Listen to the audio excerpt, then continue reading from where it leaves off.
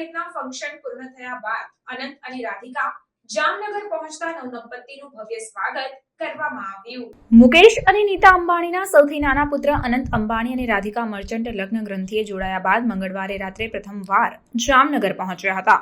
મુંબઈમાં લગ્નવિધિ સહિતના ફંક્શન પૂર્ણ થયા બાદ અનંત અને રાધિકા જામનગર પહોંચતા એરપોર્ટ પર નવદંપતીનું મહિલાઓ દ્વારા ભવ્ય સ્વાગત કરવામાં આવ્યું.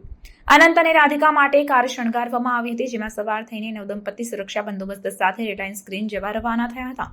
મુંબઈમાં લગ્ન ગ્રંથિથી જોડાયા બાદ અનંત અને રાધિકા મંગળવારે રાત્રે જામનગર એરપોર્ટ પર આવી પહોંચ્યા હતા.